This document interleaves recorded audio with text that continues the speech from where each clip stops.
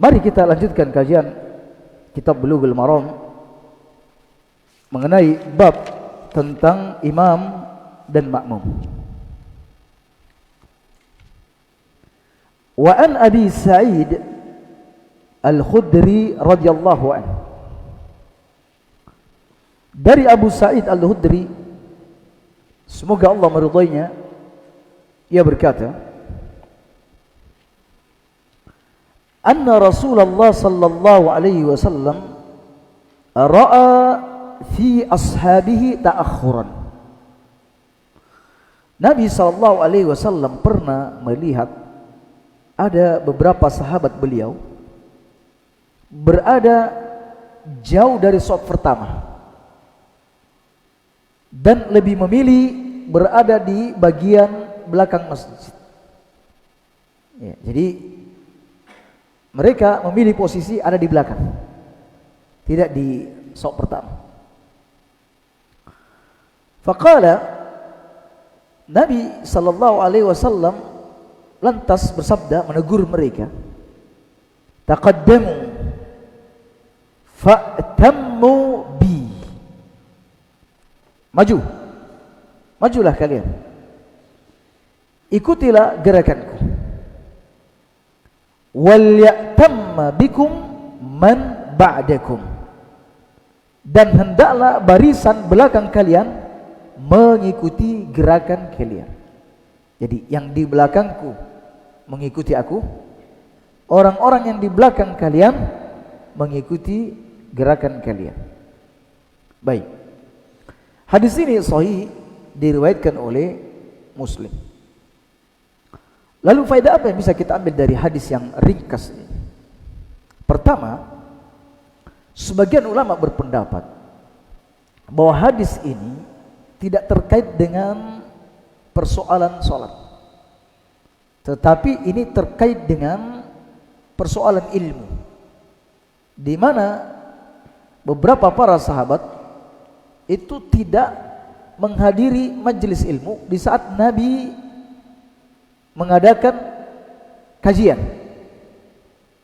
Para sahabat tidak menghadiri majelis Nabi SAW di saat Nabi menyampaikan ilmu, atau mereka datang tapi datangnya terlambat, sehingga banyak ilmu yang terluput. Oleh karena itu sabda Nabi, taqaddamu fa'tammu bi, maju dan ikuti gerakanku, maksudnya ambillah ilmu dariku dan hendaklah orang-orang yang datang setelah kalian mengambil ilmu kepada kalian.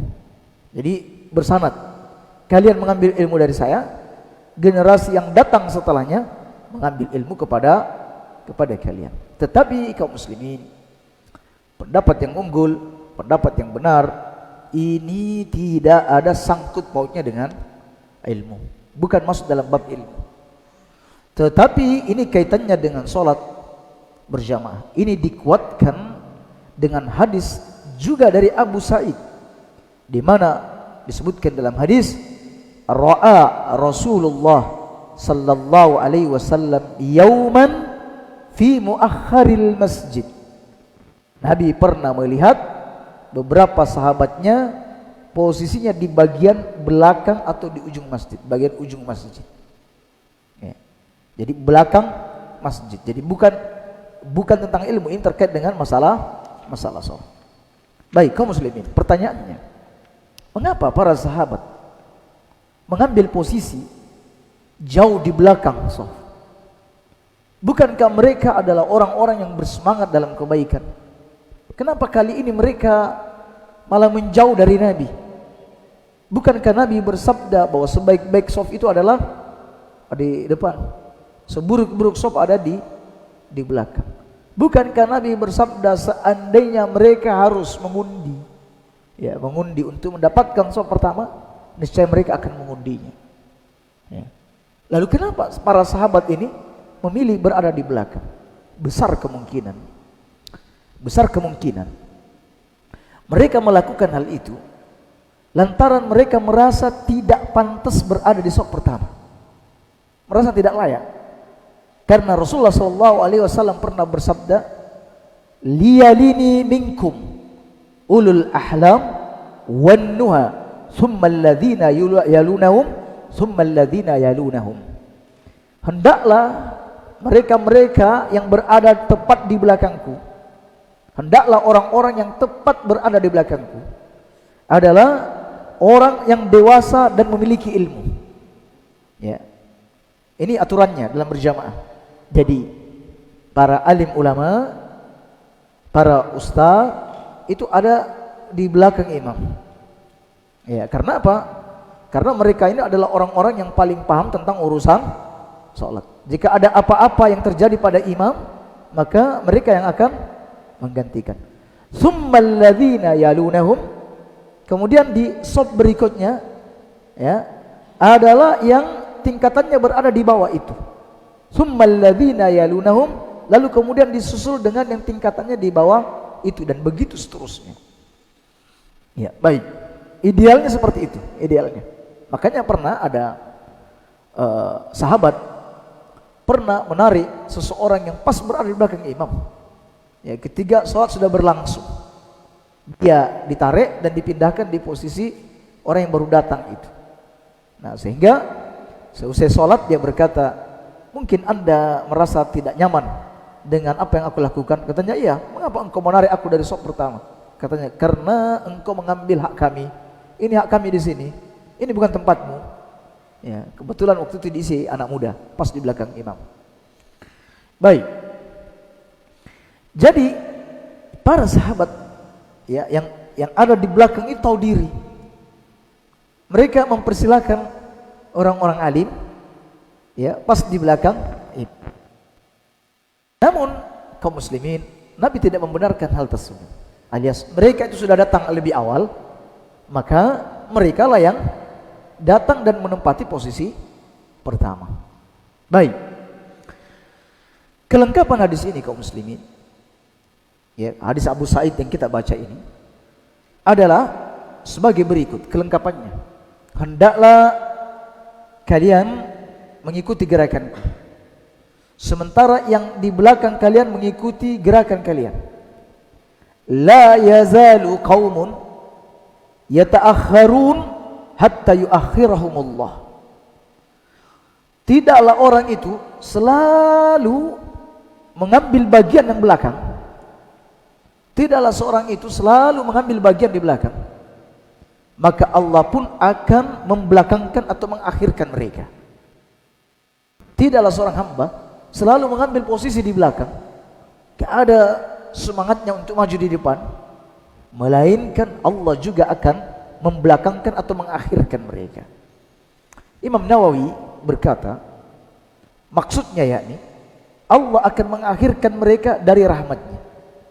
Di saat Allah mencucurkan rahmatnya, yang ini dikasih belakang. Begitu juga Allah mengakhirkan dari keutamaannya yang besar, di mana Allah memberikan keutamaan kepada hamba-hambanya, ini ditaruh di bagian belakang. Dan juga dia terhalang dari mendapatkan kedudukan yang tinggi, juga terhalang mendapatkan ilmu dan semisalnya. Akibat sebagai hukuman dari apa? Karena dia juga selalu berada di bagian belakang. Al jazaa'u min jinsil amal. Orang itu dibalas sesuai dengan amalan yang ia perbuat. Baik kaum muslimin, artinya bahwa sasaran hadis ini ditujukan kepada mereka yang datang lebih awal ke masjid, ya, datang lebih awal ke masjid, lalu ia mengambil posisi di bagian belakang masjid, ya, baik itu di dinding maupun di tiang, sambil sandaran di sana, ya, sambil sandaran, hingga ketika iqamah dikumandangkan, ia tidak berada di saf pertama. Ia tidak berada di saf pertama, baik memang karena sengaja atau karena kedahuluan oleh orang lain. Sikap ini atau sikap yang ditunjukkannya ini tentu berpaling dari sunnah dan berpaling dari mencari kebaikan. Bukankah dianjurkan untuk berada di saf terdepan? Bukankah seandainya harus diundi, maka orang akan mengundi untuk mendapatkan saf terdepan? Lah, ini datang awal, bukan di depan tapi ada di di belakang. Ya. Ini biasa terjadi pada hari Jumat biasanya. Hari Jumat cari posisi yang nyaman. Ya. Cari di mana tempat untuk bersandar. Ya. Tiang-tiang masjid atau dinding-dinding masjid. Pokoknya dia ambil posisi di sana. Gak peduli mau di sop pertama atau di sop keberapa, yang penting bisa duduk nyaman. Ya. Nah, seperti itu. Ittaqillah. Nabi bersabda, tidaklah seorang hamba itu selalu memperlambat-lambat sesuatu, melainkan Allah juga akan memperlambat atau membelakangkan mereka, mengakhirkan mereka. Nah, ini waspadalah kaum muslimin. Jika sasarannya untuk mereka yang berada di dalam masjid, ya, lalu bagaimana dengan orang-orang yang berada di luar masjid, yang memang sengaja melambat-lambatkan datang ke masjid, tidak ada keinginan untuk menempati saf pertama, ya, selalunya masbuk, ya, dia berlambat-lambat. Nah, seperti ini juga masuk dalam sabda Nabi, tidaklah suatu kaum mengambil bagian yang di belakang atau mengakhirkan sesuatu, melainkan Allah juga akan membelakangkan atau mengakhirkan mereka. Dan kaum muslimin, bagaimana pula bagi mereka yang memang sengaja tidak mau datang ke masjid? Bagaimana pula nasib mereka yang sengaja tidak mau ikut berjamaah di masjid? Ini tentu urusannya lebih besar. Ya, jadi ini perlu mendapat perhatian yang besar. Baik kaum muslimin, hadis yang kita bahas ini menunjukkan bahwa seorang makmum itu dianjurkan untuk mendekati imam, ya, mendekat dan berada di shaf yang pertama. Karena Nabi bersabda, khairus sufufur rijal awwaluha wa syarruha akhiruha. Sesungguhnya sebaik-baik shaf bagi laki-laki ada di depan dan yang terburuk ada di bagian belakang. Baik. Kenapa dekat imam? Ya, dekat imam. Karena mendekat imam itu banyak faedahnya. Yang pertama, tentu suara imam itu jelas terdengar. Bacaannya jelas terdengar. Yang kedua, jika ada hal-hal yang tidak diinginkan, misalnya imam tiba-tiba pergi karena berhadas atau apa, ia bisa menggantikannya. Yang ketiga, ia bisa mengikuti dan mencontoh sholatnya sang imam dan bisa mengambil faedah yang banyak dari sang imam, apalagi imam itu adalah seorang yang faqih, ahli fikih, ya, orang-orang yang dikenal keilmuannya, maka dengan berada di belakangnya, masya Allah, kita bisa mengambil manfaat. Oh, ternyata dia kalau takbir seperti ini, ketika dia rukuk seperti ini, ketika duduk di antara dia sujud dia seperti ini, ketika dia bersalam ternyata seperti ini. Nah, itu faedahnya ketika kita berada tepat di belakang imam. Sampai kaum muslimin, ada ulama mengatakan dekat kepada imam itu lebih diutamakan daripada berada di shaf pertama tapi jauh dari imam. Misalnya ini masjid luas, ya, kayak misal Masjidil Haram, ya, yang luasnya seperti itu. Maka ketika ada orang berada di barisan kedua dan dia tepat di belakang imam, dia mendengar jelas apa yang dibaca oleh imam, ya, maka kata ulama ini itu lebih utama. Ya, di antara ulama yang berkata demikian adalah Syekhul Islam Ibnu Taimiyah rahimahullahu ta'ala. Jadi yang ideal adalah ada di shaf pertama dan dekat dengan imam. Jadi bukan hanya sekedar di shaf pertama, tetapi dekat dengan imam. Tetapi alhamdulillah untuk di masa kini tidak perlu lagi memisahkan antara di shaf pertama dengan dekat imam. Karena bacaan imam sudah terdengar jelas dengan menggunakan pengeras suara seperti ini. Jadi walaupun ada di sudut paling jauh, suara imam tetap terdengar.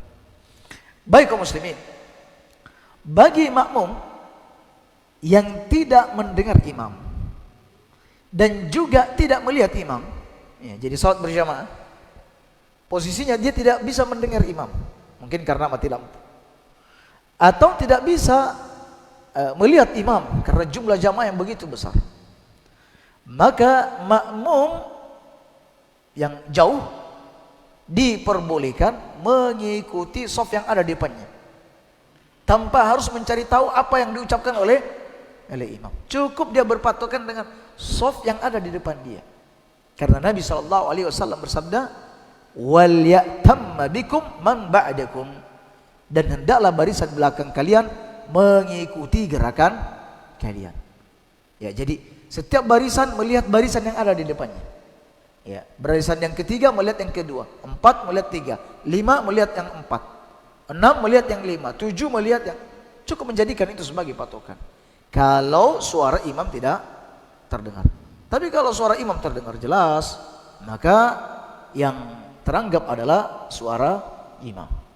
Baik, kaum muslimin, dalam salat berjamaah ada kalanya imam dan makmum itu menyatu menjadi satu di dalam masjid. Semuanya berkumpul di dalam masjid. Dan ada kalanya imam dan makmum tidak menyatu di dalam masjid. Yakni imam di dalam masjid, sebagian jamaah ada di dalam dan sebagiannya ada di luar. Disebabkan karena masjid penuh. Baik. Sebelum kita mengupas ini lebih dalam, perlu kami ingatkan dalam satu kaidah menyebutkan idza dhaqat ittasa'at.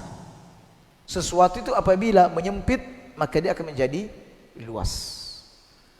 Maksudnya masjid ini jika penuh, ya, berarti dia menyempit. Jika dia penuh, maka ia akan meluas. Dalam arti bahwa status yang ada di luar masjid, karena masjid ini penuh, maka ia mengikuti status masjid. Apabila di teras misalnya penuh, lalu harus sholat di pelataran, ya, di tempat parkir, karena penuh, berarti status tempat parkir itu adalah masjid. Ya. Makanya orang-orang yang sholat di Masjidil Haram misalnya, yang masjid penuh manusia, membludak orang-orangnya, lalu kemudian mereka sholat di jalan-jalan raya sampai beberapa kilometer ke sana, maka status mereka sama dengan sholat di dalam Masjidil Haram. Berarti tahiyatul masjid, Ustaz, tahiyatul masjid, sekalipun dia berada di parkiran, ya, sekalipun dia berada di parkiran, dengan syarat sekali lagi masjid dalam kondisi penuh.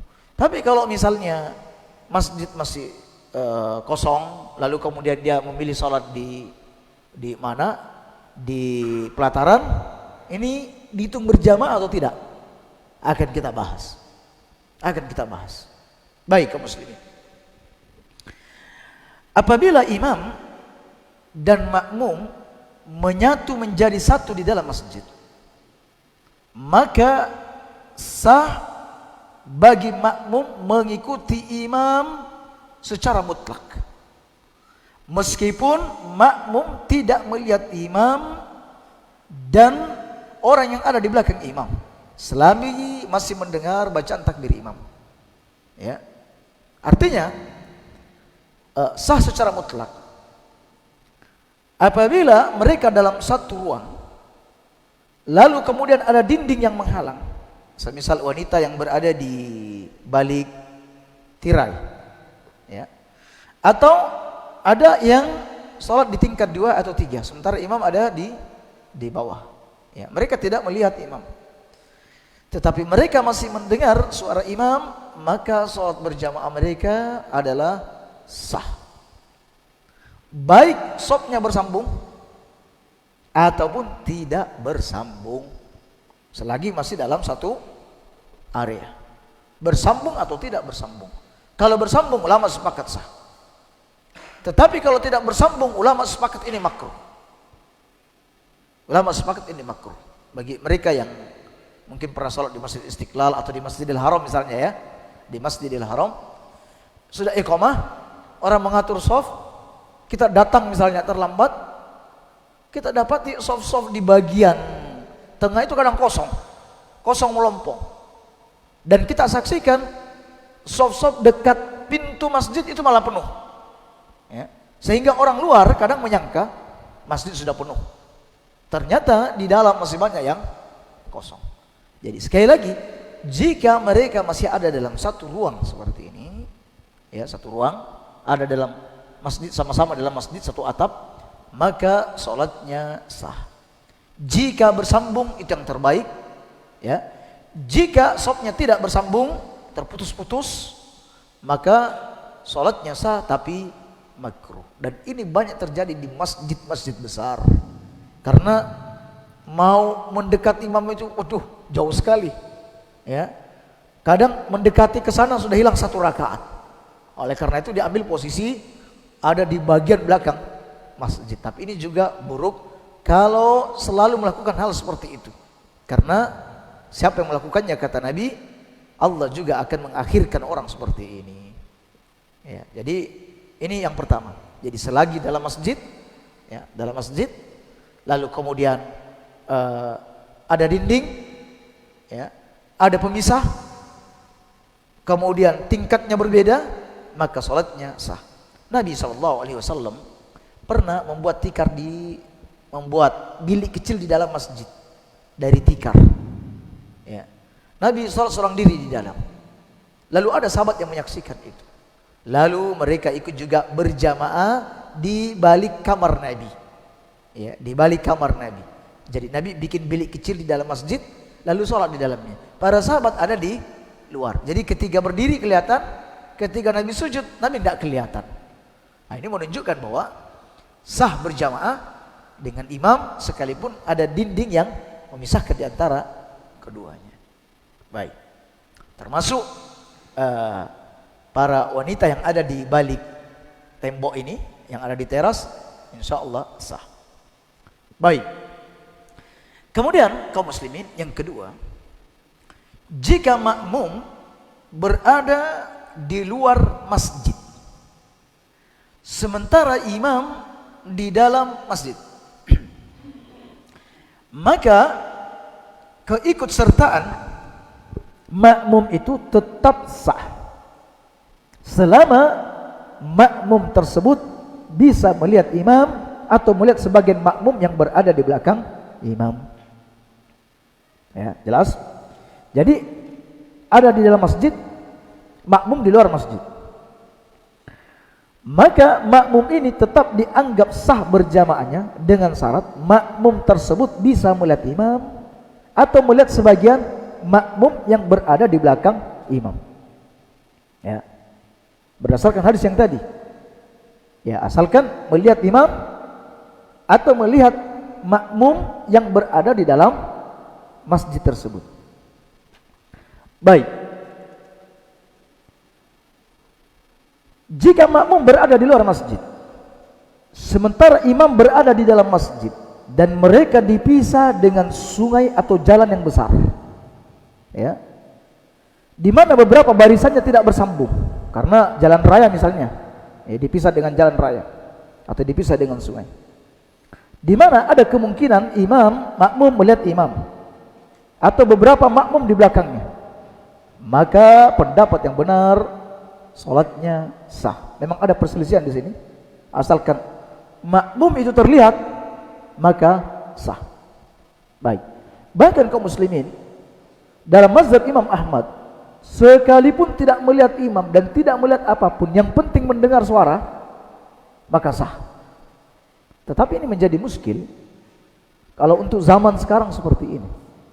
Ya, misalnya ini di masjid, makmumnya sholat di jauh, di tempat yang jauh. Karena apa? Mendengar suara imam. Ya, dulu Imam Ahmad berpendapat sah, yang penting dengar. Karena zaman beliau tidak sama dengan zaman kita ini tanpa ada pengeras suara waktu itu. Menunjukkan bahwa ketika masih mendengar suara imam, berarti ini posisinya masih dekat. Sekarang persoalannya ketika ini jauh. Ya.